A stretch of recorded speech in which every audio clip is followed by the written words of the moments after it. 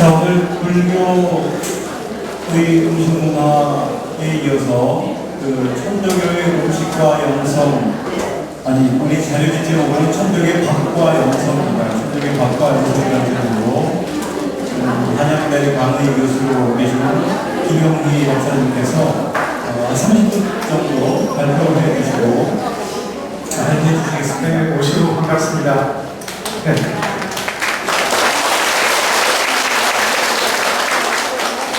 네, 천주교에서는 인사를 할 때 이렇게 모시고 안녕하십니까 이렇게 합니다. 궁극적 실제인 하느님, 또 하느님, 또 불교식으로 하면 이제 불성, 이런 궁극적 실제가 밖에 있는 게 아니라 내 안에 있다고 생각하기 때문에, 그래서 내 안에 모신 하느님을 모시고 안녕하십니까 이런 뜻입니다. 이거와 같은 말이 인도에서는 말하자면 나마스테라고 하죠. 그 나마스테가 똑같은 말이에요. 모시고 안녕하십니까 이런 뜻입니다. 저는 이 부산에 온 게 마치 고향에 온 듯해요. 제가 97년부터 한 5년 동안 부산예술대학에서 근무를 좀 했었습니다. 그래서 고향에 온 듯하고요. 또 제가 지난번 발표 때도 참가를 했었는데, 그때 서울에서는 지금 오신 이 숫자의 절반밖에 안 오셨어요. 근데 오늘 정말 뒤에 막 서서 이렇게 참여하실 걸 한 거 보니까 너무나 참 고맙고 반갑습니다. 오늘 저는 이제 천도교의 밥과 영성이라고 하는 제목으로 좀 말씀을 좀 드리도록 하겠습니다. 읽어가면서 좀 이렇게 부가적으로 설명하는 방식으로 하겠습니다. 25쪽을 봐주시면 고맙겠습니다. 한 그루의 나무가 있었습니다. 곰이와 애벌레들이 한꺼번에 태어났습니다. 햇살을 덤뿍 받은 부드러운 나무 이파리를 먹고 많아도 우럭우럭 자랐습니다. 날이 점점 따뜻해지니 나무 여기저기서 알에서 깨어난 애벌레가 늘었습니다. 몸이 점점 자라 먹는 양도 엄청 많아졌습니다. 양껏 이파리를 먹어치우고 다른 우리와 경쟁하느라 서로 싸워가며 이 가지에서 저 가지로 옮겨갑니다. 어느 날 마나는 우리 모두 이렇게 이파리를 먹어치우면 분명 나무가 죽어버릴 거야 하고 걱정이 되기 시작했습니다. 이걸 다 먹으면 나무가 말라서 결국 아무도 살지 못하게 되는 게 아닐까? 초여름이 되고 더 통통해진 애벌레들은 먹는 양도 덩달아 늘어났습니다. 나무 이파리들은 애벌레가 갉아먹어 상처투성이가 되었습니다. 나무가지가 점점 마르면서 아주 쇠약해졌어요. 병든 잎을 먹은 애벌레들도 병이 들었습니다. 마나는 나무가 불에 타 모두 죽는 꿈을 꾸고는 울음을 터뜨렸습니다. 이 나무는 우리 모두의 어머니인데 나는 도대체 무엇을 할 수 있을까요? 마나는 나무를 위해 기도하기 시작했습니다. 미안해요. 용서해 주세요. 이 모습을 나무는 조용히 지켜보고 있었습니다. 마나는 이제 고치로 변했습니다. 나무 어머니가 말했습니다. 괜찮아. 걱정하지 않아도 된단다. 너는 사랑의 눈을 떴으니 그것으로 충분하단다.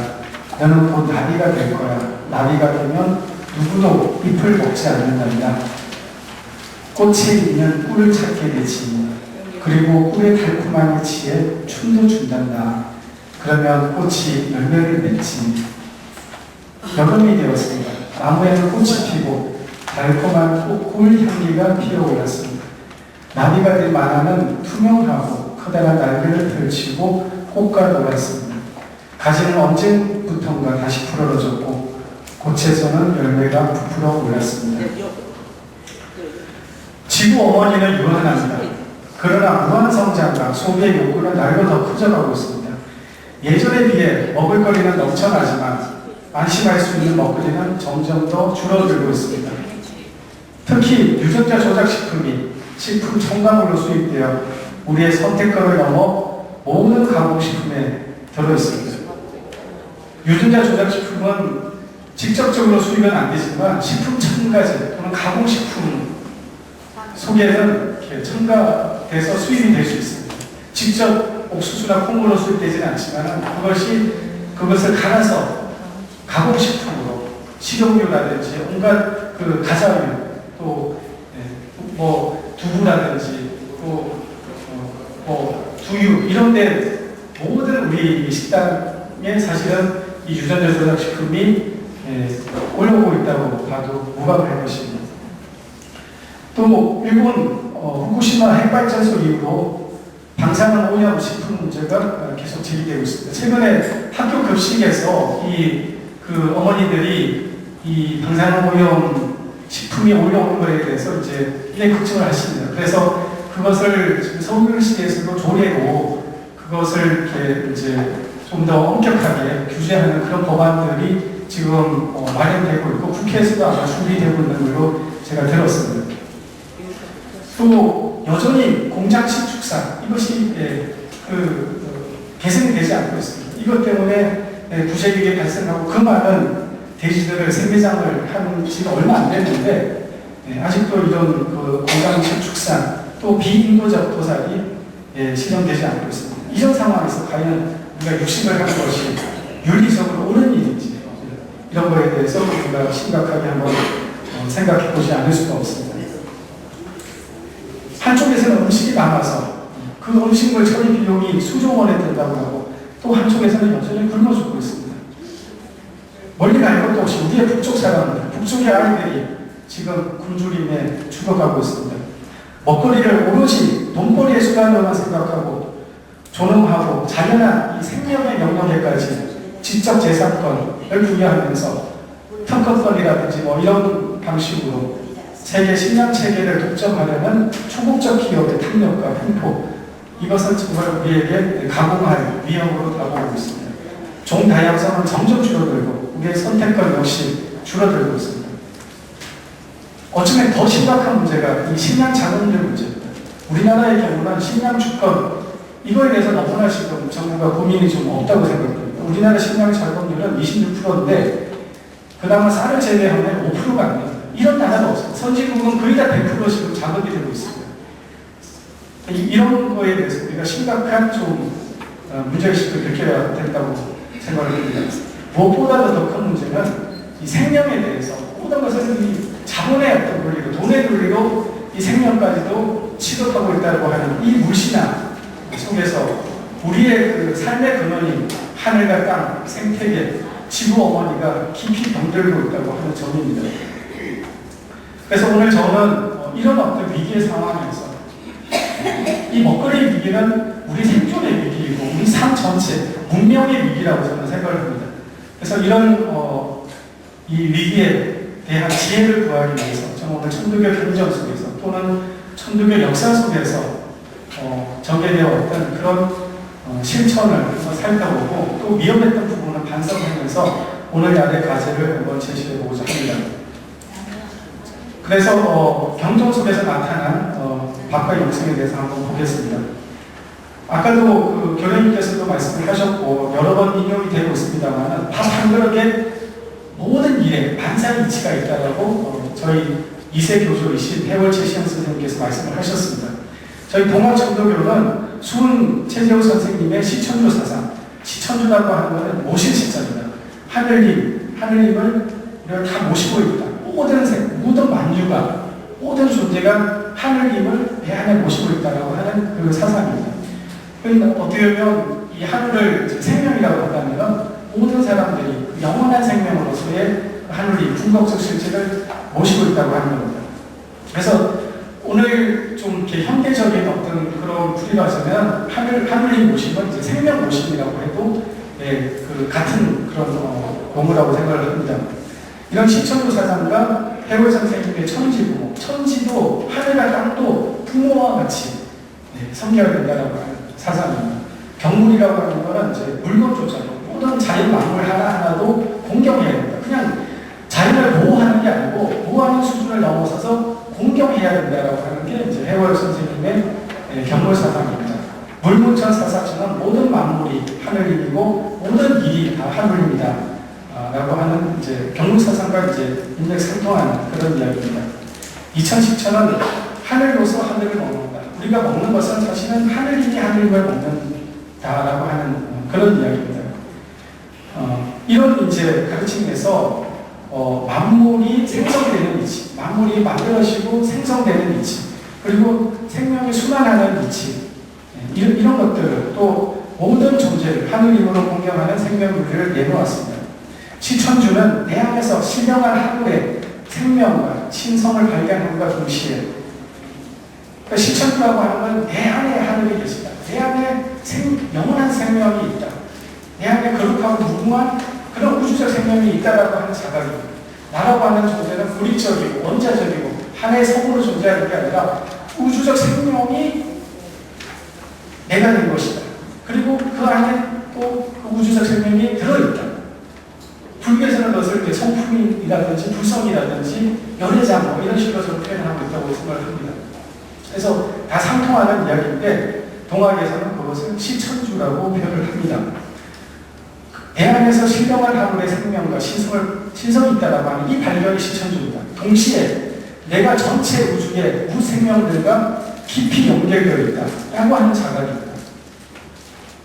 그러니까 저 강이 나와 둘이 아니고 저 산이 나와 둘이 아니고 저 흙이 나와 둘이 아니다라고 하는 깊은 자각입니다.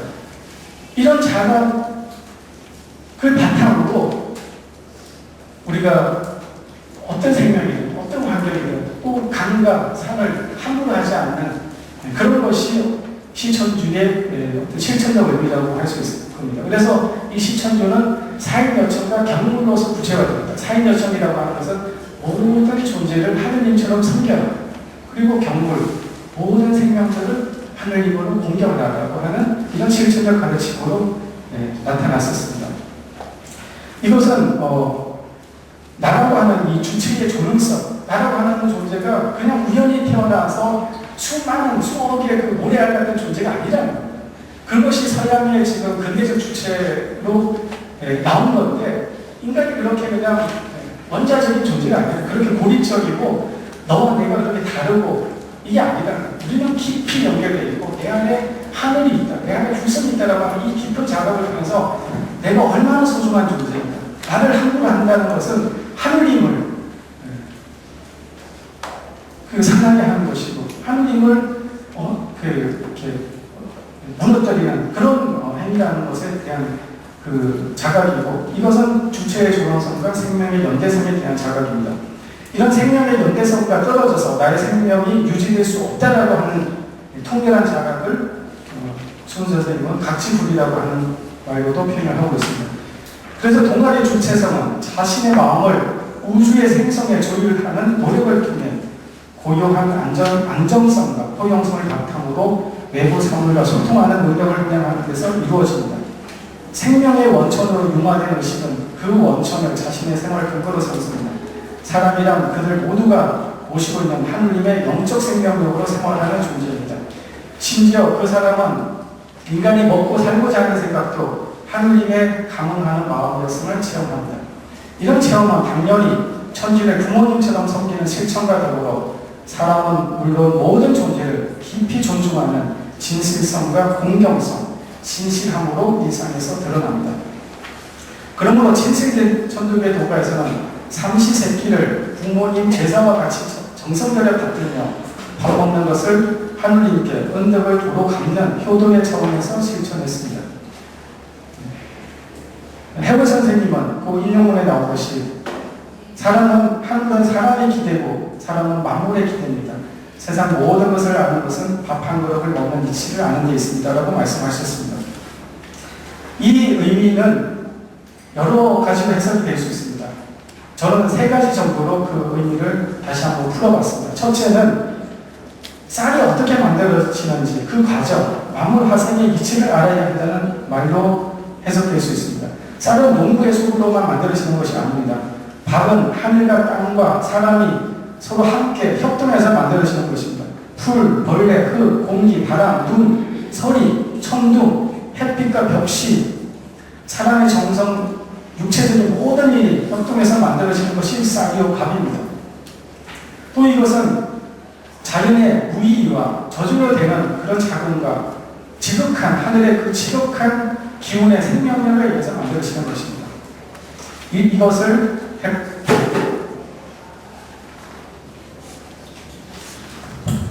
이것을 해월 선생님께서는 천지 부모라고 말씀하셨습니다.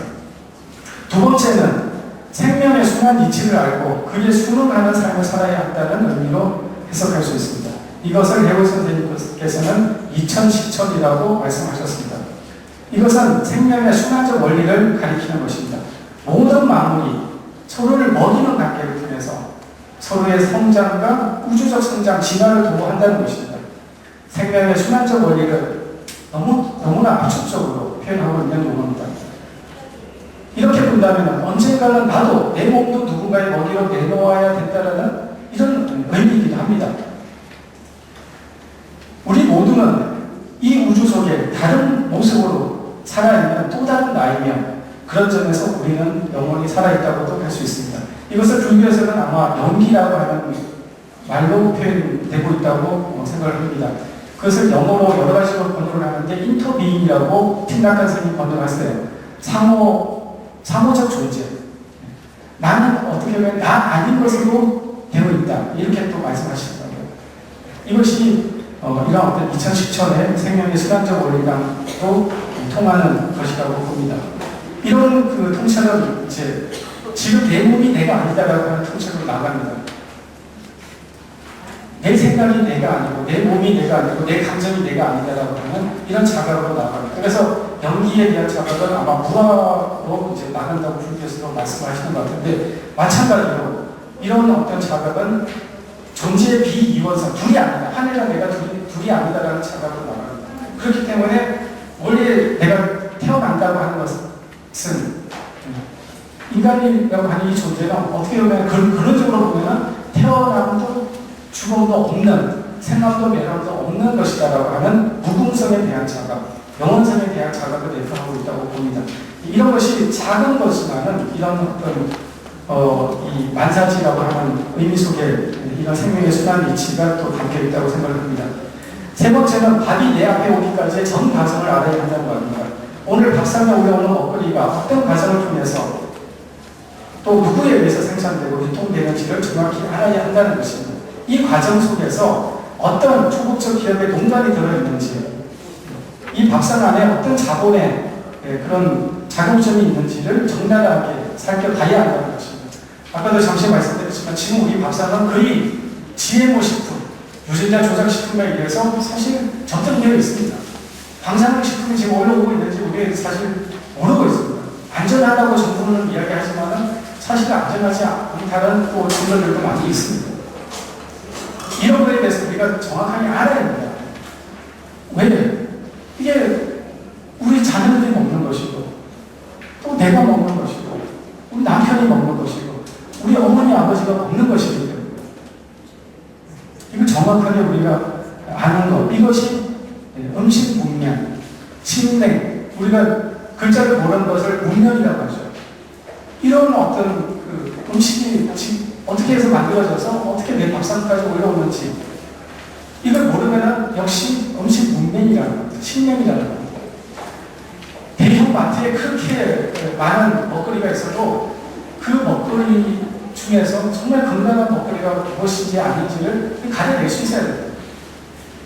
두 번째로 밥이라고 하는 것은 영양이 아니라 기운입니다. 서양은 계속 이걸 영양학적 관점으로 말씀하십니다. 아까 우리 스님도 말씀하셨지만 하루에 2,400kcal를 먹어야 된다고 그러는데 그런 영양학적 개념으로, 칼로리 개념으로 그렇게 봐가신 거는 어떻게 보면 인간의 진정한 어떤 건강함을 이야기할 수 없습니다. 기운으로 봐요. 왜 고기를 먹지 말라고 하는데 아까 18가지 분께서 이야기하시면은 이제 한 가지로 그냥 압축해서 말하면 결국 기운을 탁하게 하기 때문입니다. 기운을, 수행이라고 하는 건 결국 기운을 맑게 하는 것이고 마음을 정화하는 것인데 그 고기를 먹으면 기운이 탁해지니까 또 감정이 탁해지는 겁니다. 마음이 정화되어야 되는데 정화되지 못하고 온갖 이제 업이 더 생기는 거죠. 그래서 기운을 맑게 하고 마음을 맑게 하게 하기 위해서 가능하면 육신하지 말라는 겁니다. 이거는 모든 종교가 사실 이야기하는 겁니다. 정말로 이 음식에 대해서 깊이 어떤 자각이 있는 수행하시는 분들은 당연히 그건 몸이 원하지 않게 됩니다. 수행을 하게 됩니다. 이제 그런 이야기를 좀 적었습니다. 그래서 서양에서는 모두를 영양학적 결정을 보시면 기운의 측면에서 마음과 몸의 심신관계를 봐야 됩니다. 그래서 아무 음식이나 먹어서는 안 되고 기운이 좋은 음식, 피를 맑게 할 수 있는 음식을 먹어야 됩니다. 그 다음에 이 밥이라고 하는 것은 치유의 또 수단이기도 합니다. 진정한 그 병인은 약으로 병을 고치지 않습니다. 먹는 것을 조절하는 것입니다. 생활 습관을 바꾸면서 또 마음을 편하게 함으로써 그 병을 낫게 하지, 이렇게 약을 쓰거나 침 같은 도 사실은 하수의 수단이라는 겁니다. 제일 하수가 이제 배를 째서 수술하는 게 가장 하수고, 그냥 음식 조절하는 것은 없습니다. 그냥 백미를 먹는 데서 현미를 먹는 것을 바꾸고, 육식 위주의 습관에서 생채식 위주로, 그것도 양도 이제 줄여서 소식하는 그런 정도로도 이 몸이 바뀐다는, 몸이 맑아지고, 몸이 맑아지면 우리의 몸도 자연이기 때문에 자연은 스스로 자기를 치유하는 치유력이 있습니다. 강도 가만 놔두면 다시 정화됩니다. 마찬가지로 인간은, 모든 자연은 스스로 자기를 다시 치유해내는 능력이 있습니다. 그 자연의 흐름에, 생성에 맞게끔 우리가 음식을 섭취한다면 시간은 좀 오래 걸리지만은 근본적인 치유가 된다는 겁니다. 이게 이제 우리가 이 밥이라고 하는 것을 또 이것이야말로 진정한 약이고 치유의 수단이다라고 하는 그런 이야기들을 수은 선생님도 말씀하셨고, 또 해월 선생님도 예수도문에서 말씀하는 것입니다. 그리고 중간쯤에 보면은 이 예수도문을 하나도 잊지 않고 실행하면 모든 병이 나을 뿐만 아니라 대도를 말리통할 수 있다. 음식과 깨달음이 이게 그렇게 다른 게 아닙니다. 음식을 통해서 기운이 맑아지고 마음이 맑아지면 깨달음이라는 게 무슨 머리로 많은 사람처럼 있을 깨달음이 아니잖아요. 마음이 맑아지는 게 깨달음입니다. 어떻게 보면 덕이 생기는 게 깨달음이죠. 그렇게 된다면은 결국 이 음식과 깨달음이 둘이 아니다. 음식을 무시하고 아무거나 먹으면서 수행을 하고 깨달음을 이야기한다는 것은 그 사람 아직 수행이 뭔지 모른다는 겁니다. 그만큼 음식이 중요하다는 겁니다. 그래서 최근에는 이 음식이 가진 성질을 이용해서 치유하고 건강을 돌보는 푸드 테라피라고 하는 것도 또 주명을 받고 있다고 합니다. 좋은 식생활은 있던 병도 낫게 하지만 반대로 잘못된 식생활은 우리의 몸뿐 아니라 마음의 건강을 해칩니다. 오늘날 청소년들이 정말로 참 학교 폭력을 비롯해서 아파트에서 뛰어내리는 지금 청소년들이 얼마나 많습니까? 너무너무 참 그런 소식을 접할 때마다 가슴이 아픈데, 이런 그 청소년들의 학교 폭력, 또 행동장애, 학습장애, 이런 것이 단순한 교육의 문제만이 아니라 음식의 문제, 먹거리의 문제라고 하는 것을 우리는 조금 놓치고 있는 게 아닐까. 이거 우리는 좀 저는 심각하게 한번 생각해 봐야 된다고 그렇게 생각을 합니다. 네 번째로 밥이라고 하는 것은 나눔입니다.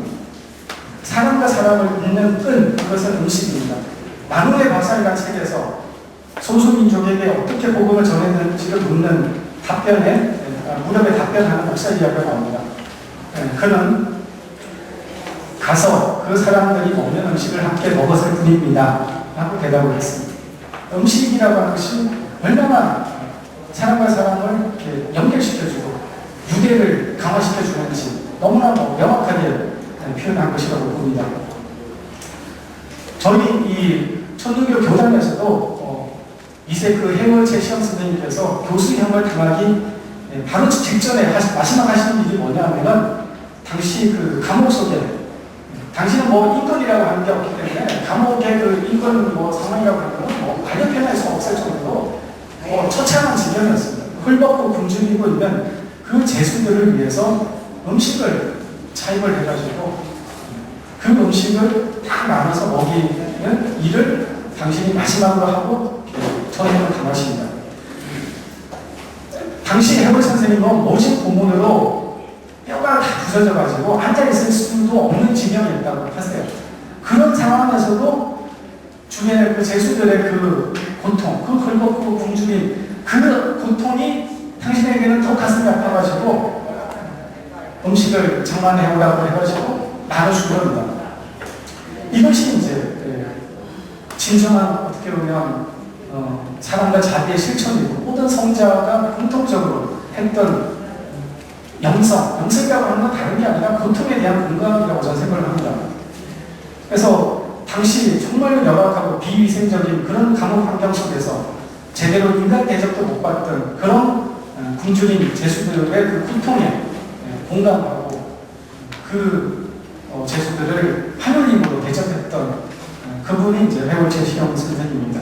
그래서 이 밥이라고 하는 것은, 밥상이라고 하는 것은 단지 밥만 먹는 것이 아니라 그 밥이 담고 있는 기운을 같이 먹는 것입니다.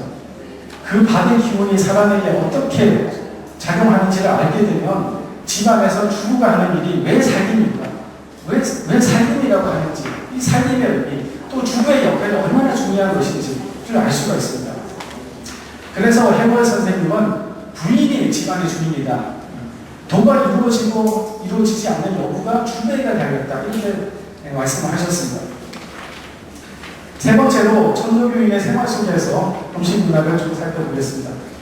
대부분의 천도교 도가에서는 해골 선생님의 내수도문에 따라서 삼시세끼를 부모님 제사와 같이 바꿉니다. 종교인 중에서 가장 많은 제사를 지내는 종교인이 천도교입니다. 하루에 3번 제사를 지냅니다. 정말요. 왜냐하면 매 끼마다 세밥을 해가지고 정성껏 반찬 2개, 3개라고 정성껏 해가지고 하느님, 스승님, 조상님 감흥하옵소서 이렇게 기도를 합니다. 항상 조상님이 들어가요. 평소 기도 때는 조상님이 안 들어가지만 음식을 앞에 놓고 하는 기도를 이제 식구라고 합니다. 식구를 할 때는 반드시 하느님도 청하고 스승님도 청하고 조상님을 청해요. 감흥하옵소서라고 하는 거는 같이 드십시오라고 하는 의미입니다. 그냥 감사히 먹겠습니다가 아니에요. 감흥하옵소서는 이제 제가 밥상을 준비했으니 오셔서 같이 섭리하옵소서라고 하는 의미죠. 이게 이제 천도교의 그 음식에서 이제 식구의 특징입니다. 그래서 식사 때마다 이제 이렇게 세밥을 정성껏 지어서 제사를 지내는 거고요. 그러니까 어떻게 한 끼가 제사인데 어떻게 그 음식 장만을 소홀히 할 수 있겠으며 먹었던 것을 이렇게 섞어서 할 수가 있겠어요. 천도교 도가에서는 그런 게 없습니다. 그래서 몇 끼 세밥을 지어서 정성껏 이렇게 하고 그리고 이제 가급적 남기지 않아요. 왜냐하면 남기면 그 다음에 이걸 이렇게 처리하기가 곤란하기 때문에 그런 이제 남기지 않는 습관들이 저희들은 이제 익숙해 있습니다. 그래서 이제 그런 정성을 다해서 감사와 감언의 식구를 이제 이것이 도로 먹이는, 도로 이제 돌려드리는, 그래서 은혜를 갚는 그런 이치라고 말씀을 하고 있습니다. 그 다음에 34초로 넘어가서 음식 중에서 중요한 게 이제 제사 음식입니다. 당연한 이야기겠지만 제사에서 중요한 것은 마음입니다. 재물이 아니죠. 하지만 기존의 유교적 제사는 형식과 격식을 너무 중시하다 보니까 음식 장만하는 게 이게 보통 일이 아닙니다. 그래서 이것 때문에 이제 맨날 그 명절마다 이제 이렇게 다툼이 많잖아요. 이런 음식 준비는 이제 전적으로 주문한 며느리에게 가지고 있습니다. 오늘날에도 이제 많은 갈등의 요소가 되고 있는데요. 천도교에서는 제사를 아주 간단하게 한 청수 한 그릇으로 제사를 지냅니다. 그래서 이 청수 한 그릇이 담고 있는 이 의미, 청수라고 하는 것은 맑은 물인데요. 그건 옛날 저희 할머니들이, 어머니들이 아침에 그 정한수 보시는 그 청수입니다. 만물의 근원이고 물이라고 하는 것은 그 만물의 근원은 물 하나로서 제사 음식을 대신하는 겁니다. 그래서 정성된 마음으로 부모님을 생각하면서 청수 한 그릇으로 제사를 지내는 것이 싸움에서 진수성찬을 차리는 것보다 더 나은 거죠, 당연히. 예. 그래서 이제 그런 의식을 1875년 이후로 해골 선생님께서 청수함으로써 대신하는 이런 의례를 제정을 하셨습니다. 이후로도 이제 천도교에서는 청수함으로서도 모든 의례를 대신하고 있습니다. 그 다음에 이제 동학상차림에서 중요한 사건이 하나 있었는데 이게 향화설이라고 하는 겁니다. 이전의 모든 그 제사는 향벽설입니다. 배를 향해서 제사상을 차립니다. 근데 그것을 나를 향해서 바꾼다. 나를 향해서 제사상을 차린다라고 하는 이겁니다. 이 제사라고 하는 거는 간섭이기 때문에 정말 바꾸기 어려워요. 그 중에 제사라고 하는 거는 부모님, 돌아가신 조상님에게 하는 의례이기 때문에 이걸 바꾸는 거는 이건 뭐 정말 어려워요. 그런데 이걸 바꿨다고 하는 거, 이게 의미하는 게 뭐냐? 이게 이제 이전에 신중심의 수직적이고 저쪽, 피양, 미래, 종말, 또 역사의 저쪽, 또 과거에 향했던 이것을 지금 여기, 불교도 항상 지금 여기를 강조하죠. 지금 여기에 현존하는, 실존하는 삶과 생명으로 되돌리는 거예요. 그래서 이런 작은 어떤 변화 같지만 이것이야말로 인류 문명의 삶의 어떤 양식을 전환하는, 그래서 문명을 전환하는 그런 상징이다. 이렇게 또 이야기를 하고 있습니다. 그래서 이것이 9,000계백의 상징이냐, 인류 5만 년 문명사 전체의 질서를 드시는 9,000계백의 가장 완벽한 지탱이다. 이렇게 이야기를 하고 있습니다. 이런 100년 전에 이런 어떤 삶의 전환, 문명의 전환을 이야기하는 분이 이제 동학의 천도교의 해월 최시영 선생님이었습니다. 그런데 과연 지금 우리는 이걸 잘하고 있는가? 우리 지금 천도교인들은 이런 어떤 문명의 전환을 부르시는, 또 삶의 전환을 이렇게 부르시셨던 그 가르침에 따라서 우리가 과연 잘 실천하고 있는가에 대해서 한번 반성을 해봐야 된다고 생각을 합니다. 여성회와 하늘연대, 저는 이제 지금 천도교 하늘연대라고 하는 환경단체에서 공동대표를 맡아서 일을 하고 있습니다. 천도교 하늘연대는 이제 말 그대로 시천주, 하늘이 모신, 생명 모심이죠. 생명 모심을 이제 기반으로 해서 모든 생활 속에서 하늘이 모심, 생명 모심을 실천하려고 하는 그런 환경단체입니다. 그래서 어떤 현장에서 이렇게 어떤 그런 이슈가 있는 현장에서 하는 것도 중요하지만 생활 속에서 우선 먹거리가 달라지고 생활 습관이 달라지고 운전하는 습관이 달라지고, 저희가 제일 먼저 한 게 시천주 운전이라고 해가지고 운전 습관 바꾸자. 왜 운전이 중요하냐면 빨리빨리 문화잖아요. 우리나라 모든 삶이 빨리빨리, 이것이 가장 집약적으로 나타나 있는 게 운전 문화. 그래서 빨리빨리가 아니고 속도가 아니고 경쟁이 아니고 이 차부터가 하나의 생명이에요. 차를 그냥 기계로 생각하니까 차부터가 생명이에요.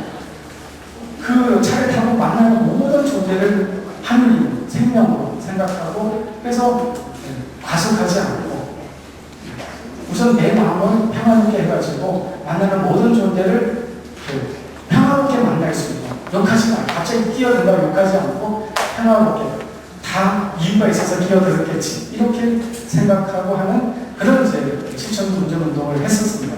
모든 이제 생활 속에서 이런 실천 운동을 지금 정리를 하고 있습니다. 자세한 것은 보시면 되고요. 그래서 좀 이제 넘어가겠습니다. 38쪽에 하늘연대는 보다 근본적 차원에서 수련을 중시하고 시천주 하늘 보시는 생활 속에서 구현하는 데서 다른 단체와의 약간 차별성을 가지고 있다고 하겠습니다. 이제 천도교인들의 과제를 보겠습니다.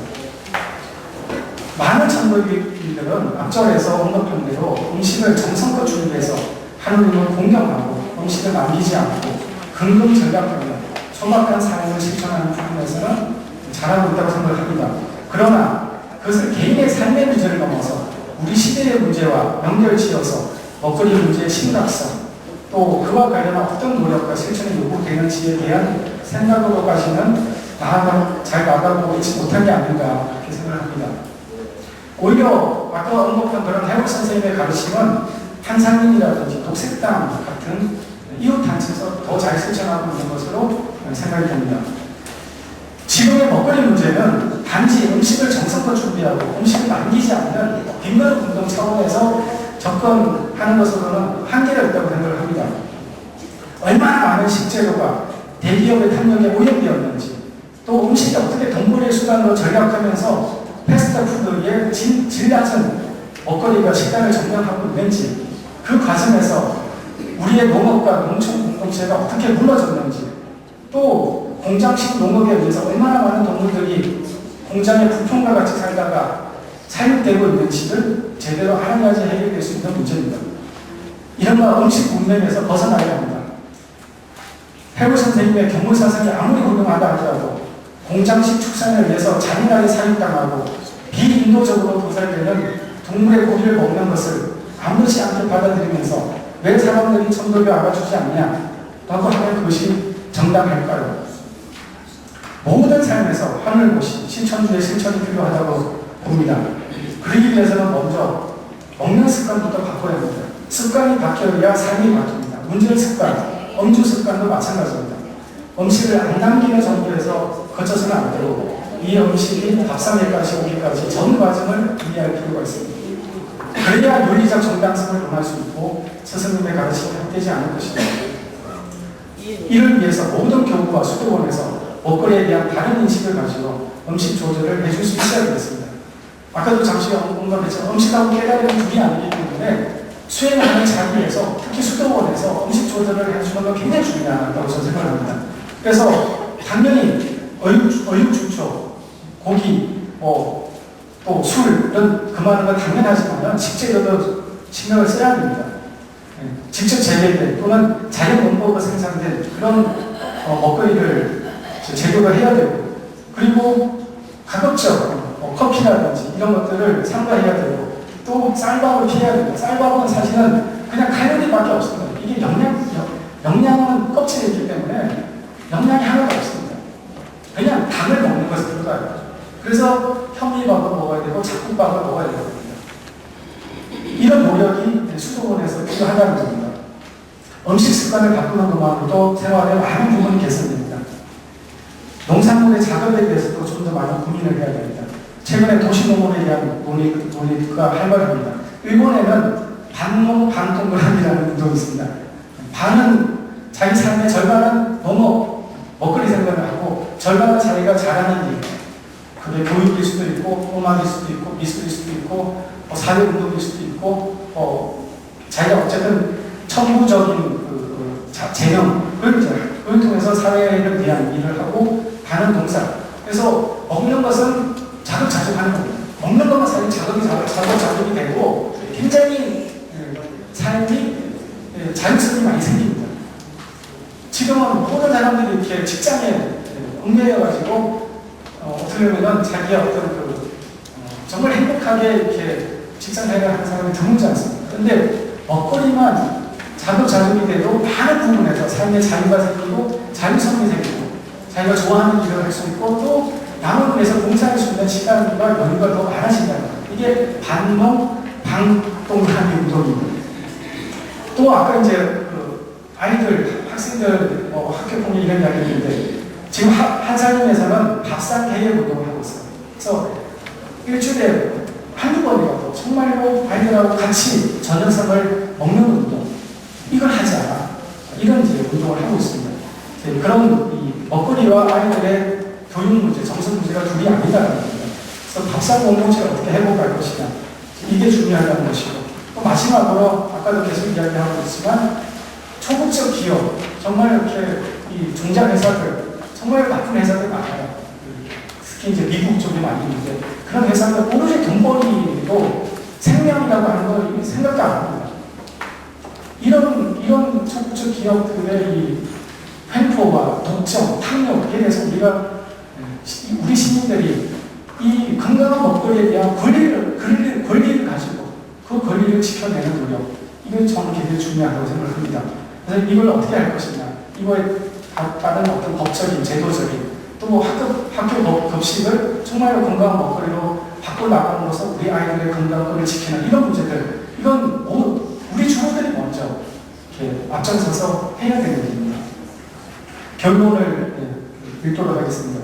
천도교는 스승님의 좋은 가르침을 가지고 있습니다. 하지만 지금의 현실은 그것을 구체적 삶의 현장에서 실천으로 연결해내는 데는 별로 성공적이지 못하다고 판단이 됩니다. 시대적 과제를 제대로 파악하고 있지 못하며 교리에만 매몰되어 있는 게 아닌가 반성을 합니다.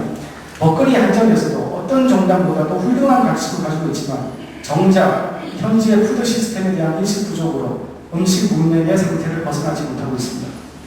그러니 천도교가 매매당하는 이런 어쩌면 당연한 일이라고 하겠습니다. 시천주, 사인연청, 경물, 인내청 등의 사상적 구호만 만발하면 이런 좋은 사상을 알아주지 않는다고 고집스럽게 목소리만 높이는 모습은 결코 닮고 싶은, 존경하고 싶은 새로운 주체의 모습은 아닐 것입니다. 그것이 자신의 인격 안에서 그리고 삶 속에서 향기로 피어날 때 목소리를 높이지 않아도 주변이 저절로 따르고 싶을 것입니다.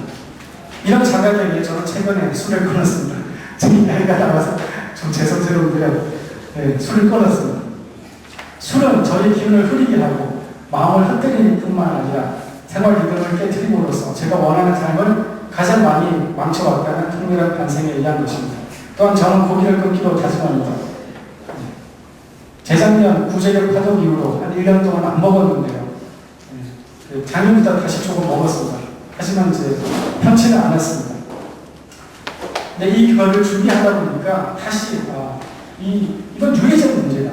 이런 좀 생각이 들었습니다. 그래서 안 먹어야 되겠다라는 결심을 다시 합니다. 넘어가겠습니다. 내가 먹는 것이 바로 나라는 말이 있습니다. 영성이라는 것이 다른 존재의 고통에 대한 예민한 감수성이라고 할 때 영성을 먹거리를 빼고 이야기할 수는 없습니다. 실제로 몸과 마음이 맑아지고 밝아지는데 직접적인 작용을 하는 것이 먹거리입니다. 핵심은 생활 양식, 삶의 방식의 변화입니다. 이것은 결국 식생활 습관을 바꾸는 데서 시작됩니다. 개벽은 식생활 습관을 바꾸는 데서 시작될 것입니다. 먹거리 문제를 단일한 문제, 음식물 쓰레기를 줄인다든지 불량식품 건설 차원의 문제로만 봐서는 안 됩니다. 삶의 근본적 전환의 차원에서 나아가 문명의 근본적 전환의 차원에서 접근해야 합니다. 이 시대 문제의 가장 중심에 먹거리 문제와 에너지 문제가 있다고 저는 봅니다. 이것은 다 생명의 문제이기도 합니다. 먹거리와 에너지 문제를 간과하고 개벽을 단지 수련의 차원에서만 논하거나 또는 정치 제도적 개혁의 차원에서만 접근해서도 안 될 것입니다. 이제 애벌레가 나비로 탈바꿈해야 하는 때를 맞이하고 있습니다. 다른 선택은 존재합니다. 이제 다른 결단이 필요하게 됩니다. 나비가 되면 누구도 잎을 먹지 않는답니다. 꽃에 있는 꿀을 찾게 되지. 그리고 꿀의 달콤한 매치에 춤도 춘답니다. 그러면 꽃이 열매를 맺지. 감사합니다.